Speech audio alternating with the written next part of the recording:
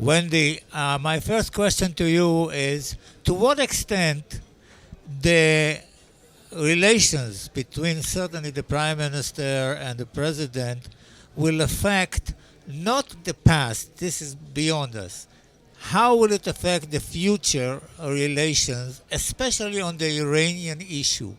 And especially if there is some sort of violation, this magnitude or another, committed by Iran? Well, let me say a couple of things. First of all, the relationship between the Prime Minister and the President is a good one. If it were not so good, this would not be the strongest security relationship that the U.S. and Israel have ever had. Every American president builds on what the president before has done, and that is the case for President Obama as well. So there's never been a stronger security relationship.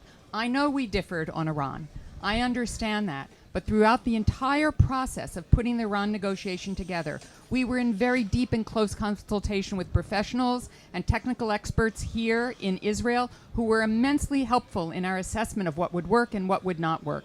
So I believe going forward that our relationship is absolutely indivisible, that when we work together, everything can get done. I think what's so important about the Institute for National Security Studies conference here is that we are talking about our common vision for the region and what we need to do to move forward to deal with Iranian aggression, to deal with ISIL, to make sure that the Syrian people have a future, to make sure that Hezbollah and Hamas do not define the future for Israel, to see where we can go on peace between Israel and the Palestinian people. So I think this conference is exactly where we should be and exactly what our relationship will be about. But there will be, I hope not, but there will be differences in interpretation. For example, if there's a violation, we will say, no, they enriched at 5% instead of the 3.67. And you will say, no, this is not a major one, this is not a major issue. We will talk to the Iranians, and there is a potential for... Of course there is. There's not only a potential with Israel, there's a potential among partners of the P5+1. So what we will have to do is share where we can, and certainly between Israel and the United States, it's no problem, our best intelligence, our best understanding. And people need to remember, during the joint plan of action, the interim step, there were some violations, some things we were concerned about, but we solved the problems. There was a point at which gas was inserted into an IR-5 and they weren't supposed to do that, and we told them, and someone just did it who didn't know what was going on. It got fixed, the IAEA verified it, and we moved on. So we will have to have transparency, intelligence sharing, close cooperation, and direct and transparent conversation. And that will get us to where we need to be because we share the same objective. You've heard it from President Obama. You've heard it from the Prime Minister. We will not allow Iran to have a nuclear weapon, period. And that is our common objective, and that we share and must make real. Are you satisfied with the current mechanism, U.S.-Israel, to deal with this particular issue beyond the major security, just the Iranian issue? Is there a dialogue? Is there a fruitful dialogue, fruitful not in the diplomatic language, but... There has always been a dialogue. There remains a dialogue. There's very close consultation. Colleagues here today heard from Ambassador Shapiro, our ambassador here in Israel, who could not be closer to everyone here. And so there are many channels for conversation. There is a U.S.-Israel security consultation that is ongoing. Our technical experts are in constant touch, so I have no concern. We, of course, communicate about what the International Atomic Energy Agency is doing.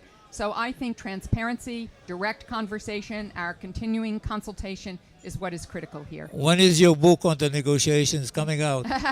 I'm not planning right now to write a book on the negotiations. I lived it for quite some time. I need a little bit of a break before I'd consider writing such a book. I think what's important is that we live this deal, not write about it. We make sure that Iran complies with everything they are supposed to do, that we have a joint and common strategy for how we move forward, and I hope that this conversation, all the conversations we're having, will do exactly that. My last question to you, because I know that you're running. Could you detect in the European position in the negotiations some sort of influence of the attitude, the European attitude, on issues of settlements, etc., on their position in the negotiations on Iran? No, actually, there were a lot of things going on during the Iran negotiations, including Russia trying to illegally annex Crimea and Good intervene question. in Ukraine. And everyone at the table kept very focused on the negotiation and worked very hard not to let other issues get in the middle of that negotiation. That was true around Ukraine.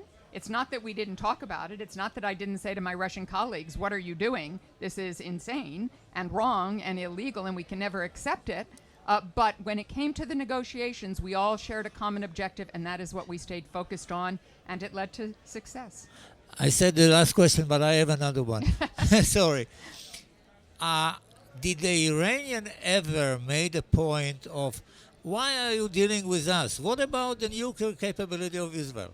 The so-called Israeli capability in nuclear. Well, of course, they raised that issue, and they raised the issue of a nuclear-free weapon zone in the Middle East. The Middle East. And of course, we said that is not the subject of this negotiation. The subject of this negotiation is your nuclear program, which is in violation of multiple Security Council resolutions, and that's what we're here to discuss, and that's where we stayed. Well, thank you. Thank you so much. Take care.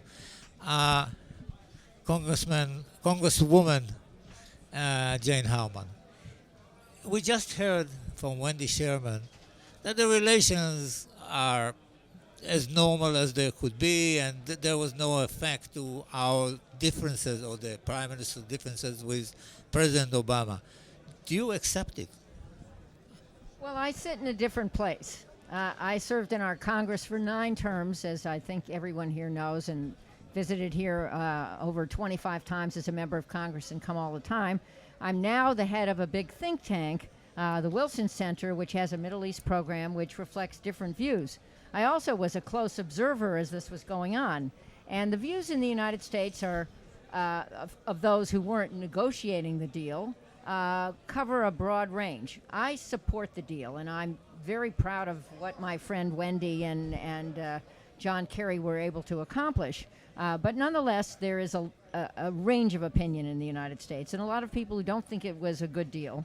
And obviously, there's a huge, there is the view here that it was a bad deal. So what would I say now? I would quote Dory Gold, who spoke at the Wilson Center a week or so ago, and he said it's not productive to look back. We need to look forward. I agree. Which echoes what Ambassador Sherman just said.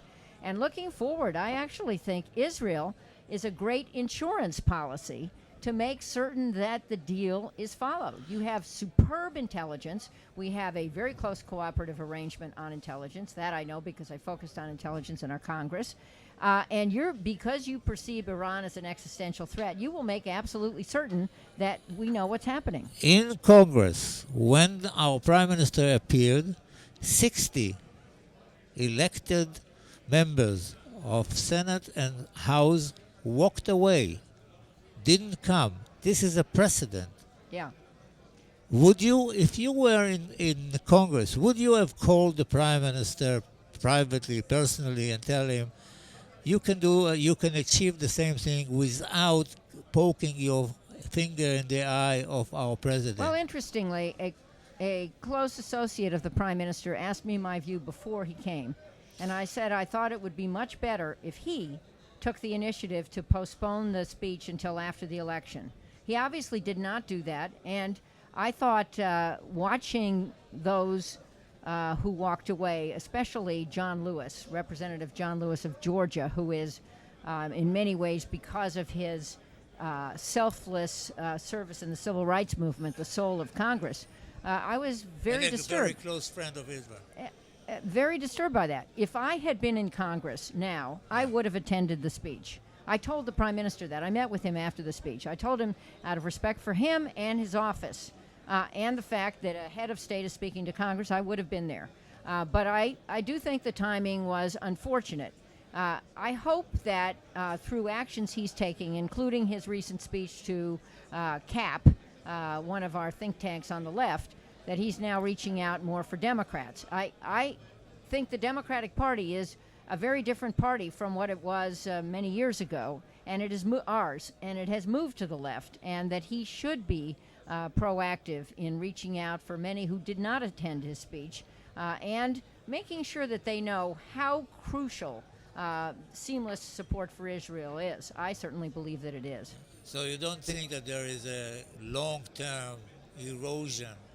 Well, there is some would say that the timing of the speech was unfortunate. I feel that, but I think that the support for Israel, not just the Prime Minister, Israel, the country of Israel, in our country, is bipartisan and will endure.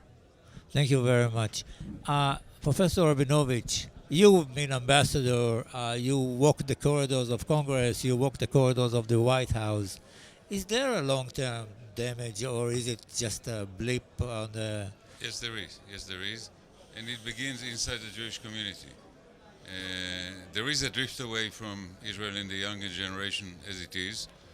The sight of an Israeli prime minister fighting with the president or poking, as you said, into American domestic politics or dragging Congress into Israeli electioneering, they drive away young Jews and left-wing Democrats from Israel. This is a major concern of mine. Is it repairable? Are there things that we can do, we Israel, the leadership, the yes. Knesset, whatever? Yeah, we can do. It goes beyond the personal conduct of the Prime Minister and the Prime Minister's relationship with the President, and it has to do with our general policy. And I am a supporter of the idea of a two-state solution, not just as a verbal statement, but as an actual policy.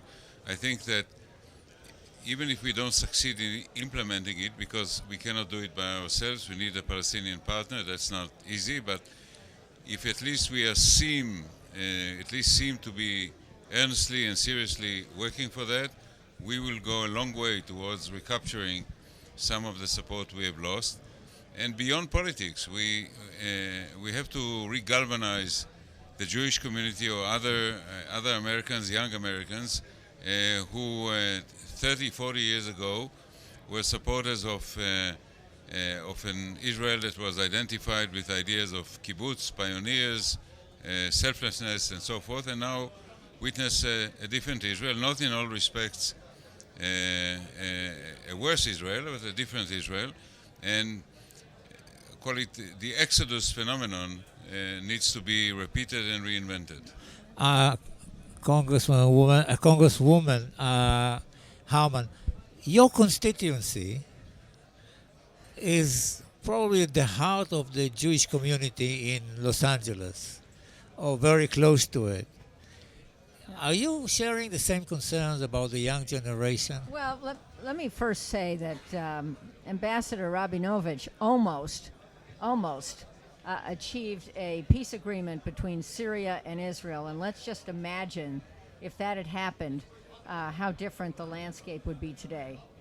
I agree in one sense that young people don't see the dream in Israel that my generation saw. I'm also the daughter of a refugee from Nazi Germany, so my father told me horror stories about Hitler and was so proud of me when I was elected to the United States Congress. That doesn't transfer to younger generations easily. But on the other hand, another aspect of Israel, the startup nation aspect, is enticing young people. Ambassador Dan Shapiro, U.S. Ambassador, just spoke here and was critical at the end of his speech about the settlements policy. And I don't think he minced many words. No. And I actually, number one, agree with him, but number two, think that there are ways to repair this relationship that are not, the Netanyahu government may not agree with them, but I think some of the fixes could renew the bonds that young people feel here, and I think they are happening in business terms, maybe not in political terms at the moment. There are programs which are targeting, like Taglit, like Masa, targeting the young generations, somewhere between 20 and 40. Is that enough? Well, actually, the programs work quite well. I have 4 children, And my two younger children came here on the Birthright program, which is a marvelous program funded by some Americans to teach kids about the excitement of Israel. And they're excited about Israel. And they now have their own children who are too young to come, but it is, even though our family is not, well, as many Israelis are not, is not particularly religious. In a spiritual way, we very much identify as Jews.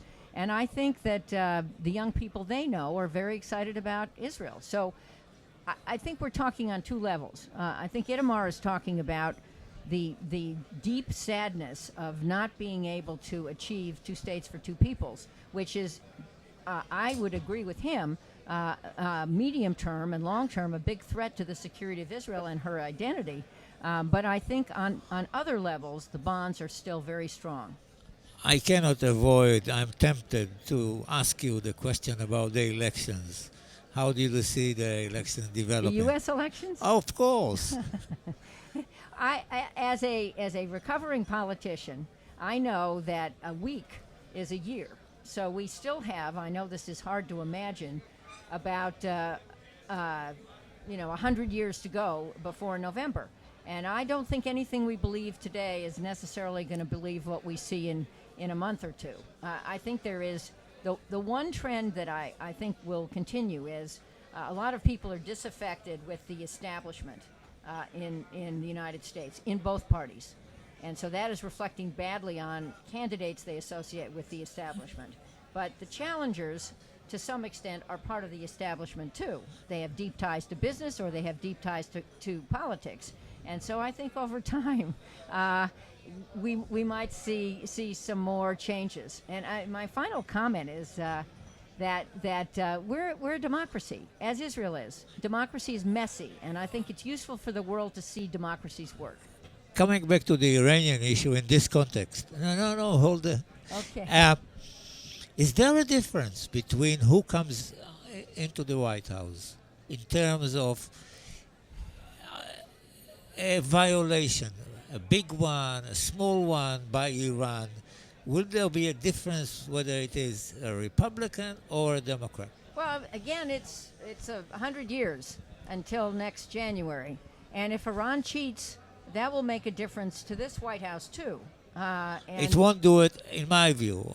It won't do it won't until... do it yet. Yeah. Well, but if Iran continues to test missiles, even with the sanctions, or the use of its proxies becomes more aggressive this year, it matters what else is going on with Iran in terms of what the successor president does. It's true that this is not a treaty, so it can be changed by the next president. But I would think that the money, once the sanctions, most of the sanctions have ended and a year has gone by, that the momentum will be to figure out what additionally should be done with Iran, depending on Iran's behavior. And I actually think that's the right way to look at it. Comes the new president, 20th of January next year. What would you recommend to the Prime Minister, or we have to suppose that it's the same Prime Minister in January 2017? What do you suggest he does with the new president? To do something I think he's failed to do with President Obama. That is to say, to come to the president, lay out openly, frankly, his ideas for a settlement and the limits. Say, Mr. President, this is what I can do, and this is what I commit to do. And these are red lines that I personally, or my coalition, or my party will not allow me to cross, because I think the most important element in the relationship between these two individuals is mutual trust. And this trust needs to be rebuilt. And when you speak about revealing, open his cards, or some of them at least, to the new president, are you speaking about a very concrete ideas or just warm words? No, which are important, but no, it has to be concrete. Whoever is elected would be a seasoned politician, would know the real value of words or generalities, would want to know details, You served in Washington, I served in Washington. We have sat on meetings between presidents and prime ministers, and we saw them getting into the nitty-gritty. And I think in order to be valuable, this needs to be a detailed discussion, open and honest, on both sides. Can you foresee the possibility that something that the Prime Minister didn't do with Obama for a variety of reasons, he will suddenly do it with a new president? First of all, what will change in Israeli politics that will enable him to do this? I think what happened in that particular relationship, that it began on the wrong foot on both sides. There's not a single person who is to blame. Both made mistakes. So first of all, you have a fresh beginning. Secondly, you would have a prime minister with experience who went through a very rocky relationship with President Obama. I'm not sure it will happen. I have my question marks, but you said if there's something that I can hope for, or if there is an advice that I can offer, it would be to open a new page. Back to you, Mrs. Harman. If the Democrats win the White House, there will be still the memory of the Prime Minister who went to Congress in spite of all the warnings and the advice. Will the president forget this? The Democratic president forget this, or will he? I don't think. I think people who were there at the time will remember, but I think the United States and the next president will move on. I don't think it will be the critical relationship, the critical issue affecting the new president's relations with the Prime Minister of Israel. I think the critical piece there will be how to develop a strong personal relationship, and he knows many of the people running for president in our country. He certainly knows Hillary Clinton. Some of them are very proud of their relations with her. Right, so he knows her. I'm not sure. We'll see. It's 100 years from now when the election is. But I think the effort will be to, I agree with Itamar, to build the strongest personal relationship and also to focus on the future. And Israel, as I said in the first question, is our best insurance policy to make certain the Iran agreement is agreed to. One other thing, it's likely, it's not definite, but it's likely that our Congress will still be controlled by Republicans. Right. And many Republicans were against the Iran deal and are very dubious about Iran's ability to comply with the deal. And so Congress is going to continue to be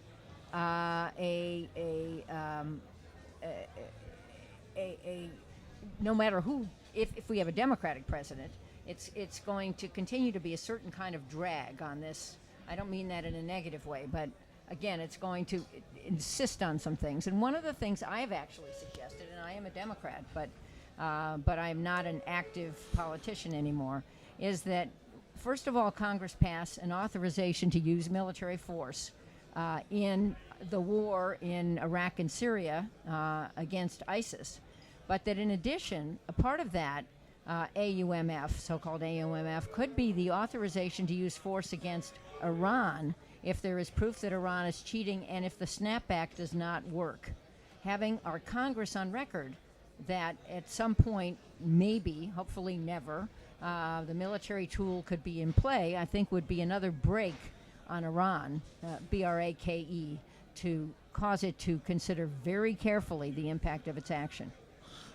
Before we close and go back to the hall, Itamar, you wanted to add? Yeah, one word. If Ariel Sharon was able to transform his position in Washington from a hated Israeli politician to an adored Israeli prime minister on very intimate relationship with the Bush administration, it can be done by others too. Through a change of policy. As we say in the region, inshallah. Thank you very much. Thank you. Shalom.